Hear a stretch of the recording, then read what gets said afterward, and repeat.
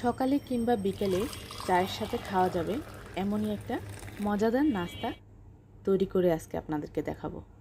So viewers, সবাইকে আসসালামু আলাইকুম। কেমন আছেন সবাই? আশা করছি যে যেখান থেকে বসে আজকের ভিডিওটি দেখছেন সবাই অনেক ভালো আছেন। আলহামদুলিল্লাহ, আমি অনেক ভালো আছি।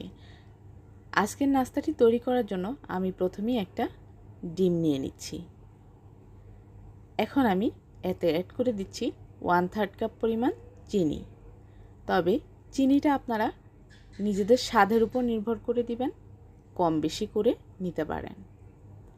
এখন আমি এটাকে ভালোভাবে মিশিয়ে নিব যতক্ষণ না পর্যন্ত চিনিটা গলে যায়। আমার মিশ্রণটা তৈরি হয়ে গিয়েছে। এখন আমি 1/2 চামচ পরিমাণ লবণ অ্যাড করে দিচ্ছি। অ্যাড করে দিচ্ছি 2 টেবিল চামচ পরিমাণ গুঁড়ো দুধ। এখন আমি এটাকে ভালোভাবে মিশিয়ে নেব। আমার মিশ্রণটা তৈরি হয়ে গিয়েছে। এখন আমি এতে অ্যাড করে দিব 1 কাপ পরিমাণ ময়দা। আপনারা চাইলে আটাও ব্যবহার করতে পারেন। 1/2 কাপ পরিমাণ সুজি। ভালোভাবে মিশ্রণটাকে মিশিয়ে একটা ডো তৈরি করে নিব। তবে এটা প্রথমে একটু শক্ত থাকতে পারে। এটাকে ভালোভাবে মাখিয়ে নিলে এটা নরম হয়ে যাবে। আমার এখানে ডো তৈরি করা হয়ে গিয়েছে। এখন আমি এটাকে 5 মিনিটের জন্য রেস্ট রেখে দেব। 5 মিনিট পরে ঢাকনা তুলে আমি এখন হাতে একটু সয়াবিন তেল লাগিয়ে 2 হাতে ভালোভাবে মেখে নেব। আর ডো থেকে কিছু অংশ নিয়ে হাতে একটা শেপ তৈরি করে নিব। আপনারা যে যেমন করে পারেন তেমনি শেপ দিয়ে দিতে পারেন।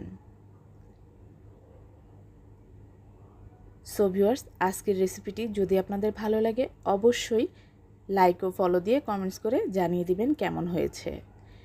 আমার পিঠাগুলো তৈরি করা হয়ে গিয়েছে। এখন আমি চুলায় একটা প্যান বসিয়ে দিয়ে তাতে পরিমাণ মতো তেল দিয়ে দিয়েছি। আর তেলটা হালকা কুসুম গরম হয়ে আসলেই আমি পিঠাগুলো দিয়ে দিব। এক পাশ হয়ে আসলে আমি পিঠাগুলো উল্টে দিব। খেয়াল রাখতে হবে কোনোভাবেই চুলার আঁচ হাই হিটে দেওয়া যাবে না, তাতে করে পিঠার উপরের অংশ হয়ে যাবে কিন্তু ভিতরে কাঁচা থেকে যাবে। সো ভিউয়ার্স, আজকের এই রেসিপিটি যদি আপনাদের ভালো লাগে তাহলে যারা ফেসবুক পেজ থেকে দেখছেন প্লিজ আমার পেজটিতে লাইক ও ফলো দিয়ে কমেন্টস করে জানিয়ে দিবেন কেমন হয়েছে। আর যারা ইউটিউব চ্যানেল থেকে দেখছেন প্লিজ আমার চ্যানেলটিতে সাবস্ক্রাইব করে পাশে থাকা বেল আইকনটি ক্লিক করে রাখবেন এমন আরও নতুন নতুন ভিডিও পাওয়ার জন্য। আমাদের নাস্তাটি তৈরি করা হয়ে গেছে। উপরের অংশটা অনেকটাই ক্রিস্পি হয়েছে এবং ভিতরে অনেকটাই নরম। আজকের এই মজাদার নাস্তাটি একবার হলেও বাসায় তৈরি করে খাওয়ার অনুরোধ রইল।